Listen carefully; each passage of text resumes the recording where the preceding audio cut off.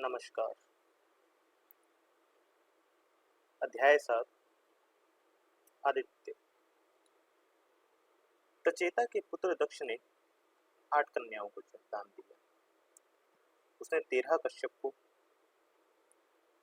10 यम को, 27 चंद्र को, 4 अरिष्टनेमि को, 2 भृगुपुत्र को, 2 कृशाश्रव को और 2 अंगिरा को दी। आज के विश्व का संपूर्ण नृवंश इन्हीं की संतति है। आदिति से कश्यप ने 12 पुत्र उत्पन्न किए। ये 12 आदित्यों के नाम से प्रसिद्ध हुए और इनके कुलों का संयुक्त नाम आदित्य कुल पड़ा। इनमें जो देव भूमि में रहे वे देव कहाए और जो भारतवर्ष में आए वे आर्य कहाए। वरुण सबसे श्रेष्ठ थे, ज्येष्ठ थे और विश्वस्वान सबसे छोटे। विवस्वान का ही नाम सूर्य था। असुर याजक भृगुवंशी शुक्र उष्णा के पुत्र त्वष्टा से अपनी पुत्री रेणु सूर्य को ब्याह दी। रेणु का नाम संख्या और अश्विनी भी था। वह जैसी रूपवती स्त्री थी वैसे ही रूप गर्विता भी थी। विवस्वान का रंग श्याम था और वह सुंदर भी ना था। इससे वह मानिनी सदैव ही सूर्य को तिरस्कार करती रहती थी। काल पाकर सूर्य ने इस स्त्री से एक पुत्र हुआ जो वैवत्स मनु के नाम से प्रसिद्ध हुआ। इसके बाद यम और यमी 2 जुड़वा संतानें हुई। अब ये तीनों बालक ही थे कि किसी बात पर ठिनक कर रेणुपति से गुस्सा हो पिता के घर चली गई। 3 बच्चों की अपनी मुंह लगी दासी सवर्णा को सौंप गई।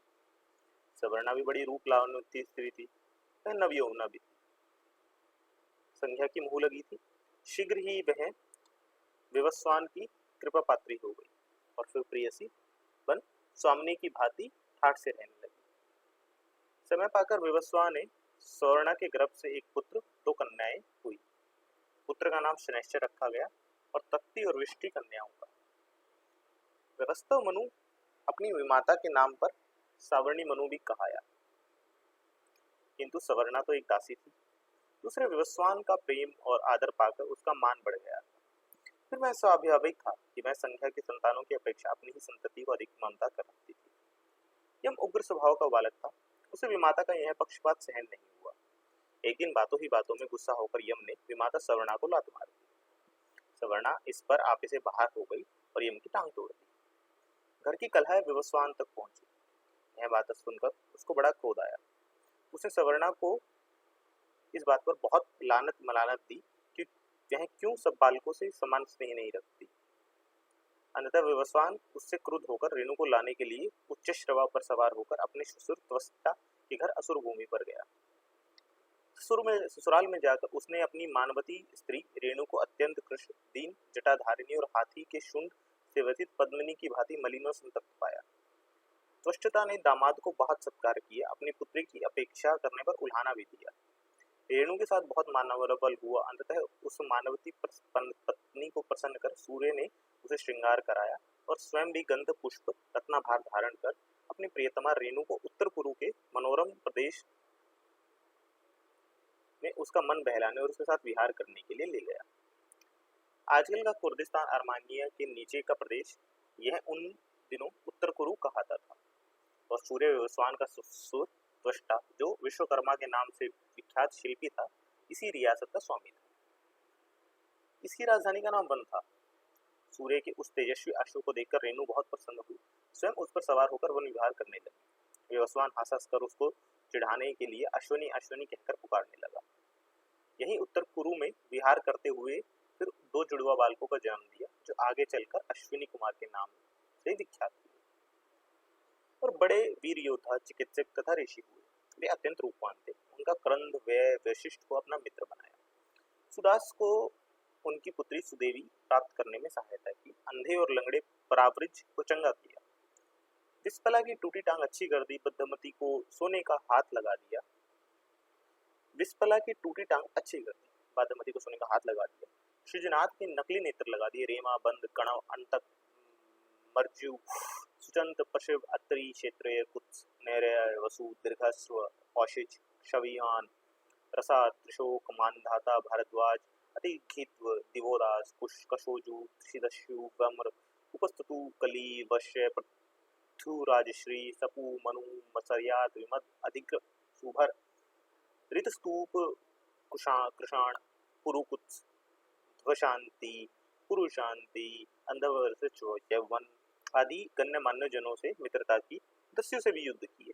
ये दोनों अश्विनी कुमार कहाते थे, परंतु इनके वास्तविक नाम नासत्य और दशत्र थे। विवस्वान के ज्येष्ठ पुत्र यम माता पिता दोनों की अपनी अधिक प्रति उपेक्षा के भाव से बहुत खिन्न हुए। अपने शुभ आचरण से देवों में यह धर्मराज कहाने लगे। समर्थ होने पर ये अपने तबाया वरुण के पास में चले गए। उन्होंने इन्हें पितृलोक का अधिपति और लोकपाल बना दिया और ये नरक नामक नगर बसाकर वहां रहने लगे। अपत्र वर्तमान ईरान का वह प्रदेश था जहां कलातन नादरी के निकट था। आजकल इसे अबिरदोजक कहते हैं। जिस समय यम ने ये वहां आकर अपनी नवीन राज्य की स्थापना की, उस समय से कुछ पूर्व ही महाजल प्रलय हो चुका था। वहां का अधिकांश लोग इस जल प्रलय में मर चुके थे, इसलिए यमराज को मृत्युलोक कहने लगे। इन्होंने प्राचीन ईरान और यूनान की ऋचाएं तैयार की। इन्होंने दक्ष प्रजातस के कुल की 10 कन्याओं को ग्रहण किया। इनकी एक पत्नी संध्या के सांध्य जाति के अग्रज हुए, जो इतिहास में सीथियन प्रसिद्ध हुए। इन्हीं के वंश के नीप व पाल वंशधरों ने मिस्र और यूनान में फैलकर मिस्र का प्रथम राजवंश 2128 ईसा पूर्व और अशुओं का प्रथम राजवंश 2059 ईसा पूर्व में स्थापित किया। आगे नीप वंश को जन्मेजय में विभाजित किया। समस्त असुर प्रदेश में फैली हुई वसु, मरु, भानु, भोज, सांध्य, हंस, विश्वकर्मा, मनीषी, द्रविड़, हूण, मंगोल, रमण, धर, हयहाल आदि शाकद्वीपी जातियां यम के ही वंश हैं। ये अपने पूर्वज तथा कुलदेव सूर्य की उपासक थे। सूर्य ही को वे नृवंश का पूज्य पुरुष मानती थी। कुषाण, हयहाल जो इतिहास में व्हाइट हुन और तुर्क बताए गए हैं, यम ही के वंशधर थे। वसु के 8 पुत्र वसु कहाए, जिसमें ज्येष्ठ का नाम धर था। धर का पुत्र रुद्र हुआ, जो देव दैत्य पूजित महाबली दुर्धुष देव हुआ। द्रविड़ और हव्याव धर के ये 2 पुत्र हुए। अग्नि भी 8 वस्तुओं में एक था, उसका प्रतीक अग्निवंश चला। सांध्य के पुत्र हंस संभवतः जर्मन थे। हयतालों का राजा ईरान में था। धर के पुत्र रुद्र के उत्तराधिकारी मरुतगण हिरात आदि देशों के निवासी थे। आज भी ईरान का यम की स्मृति नहीं कराता है। ईरानी इतिहास में यमशीद नामक विख्यात है। ईरानी लोग उसी नाम से अपने नाम जमशेद रखते हैं, यमशीद की पूजा करते हैं। प्रसिद्ध है कि यमी ने यम से विवाह करने की याचना की, जिसे यम ने अस्वीकार कर दिया। दैत्य कुल में भाई बहन माता पुत्र में विवाह का प्रचलन था। देवकुल में यह वैयक्तिक विवाह का रिवाज न था। सारी जीवन प्रणाली सामूहिक थी, संपत्ति भी सामूहिक थी, इसलिए यौन संबंध भी यौथ थे। यह वास्तव में वैश्यवृत्ति न थी, क्योंकि शरीर का क्रेता और विक्रेता कोई न था। यौन संबंध पर कोई रोक टोक न थी। जहाँ पुरुष के लिए भगिनी गमन और मातृगमन भी कोई दोषपूर्ण नहीं माना जाता था, वहाँ स्त्री के लिए भातृगमन और पितृगमन में भी कोई दोष न था। उस युग में एक गर्भ से उत्पन्न होने वाली संतान अपने को भाई बहन करके ना जान सकती थी। औरत से उत्पन्न भाई बहनों का आपस में किसी प्रकार का यौन संबंध नहीं हो सकता था, पर यह कोई जान ही नहीं सका कि कौन किस औरत से उत्पन्न है।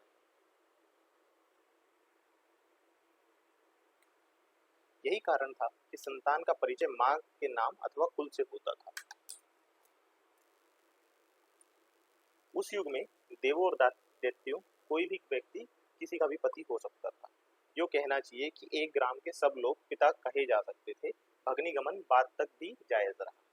शनि का दूसरा नाम श्रुतिकर्मा भी था। उसे यूनान देश का राज्य मिला। यूनान का हेलिओडे राज्यवंश शनि के ही खानदान है। सूर्य की 4 राजधानियां थी, आदित्यनगर, कश्यपनगर, इंद्रवन और भंडारा। उसने बेबीलोनिया, सीरिया और मिस्र को जय करके त्रिविक्रम की उपाधि पाई। आगे चलकर आदित्यों का यही कुल सारे ही संसार में व्याप्त हो गया, जिसमें सबसे अधिक विस्तार सूर्य का ही हुआ। सीरिया निवासी और अरब प्राचीन काल से ही सूर्य के उपासक थे। पर्शिया की डेजर्ट के निवासी प्राचीन काल में आदित्य कहलाते थे। अदन में आद का विश्व विश्रुत मंदिर था, जो सोने चांदी की ईंटों से बना था और छत में मोती और रत्न जड़े थे। आद अरमी शब्द में सूरज को कहते हैं। आदम, जिसकी कथा बाइबल में मिलती है, सूर्य का ही नाम था। अरब या यारा भी अरबी भाषा के सूर्य इन के नाम है। अरबी में बाद में एक गोत्र भी है। संभव है सूर्यवंशी अरब किसी प्राचीन बात को सूर्य के समान पुरातन कहा करते हैं। अरब में एक खोट प्रांत भी है। खोट सूर्य का ही नाम है। अदन का प्राचीन नाम आदित्यपुर था और यह सूर्य की एक राजधानी थी। धन्यवाद। मिलते हैं आपको अगले बार।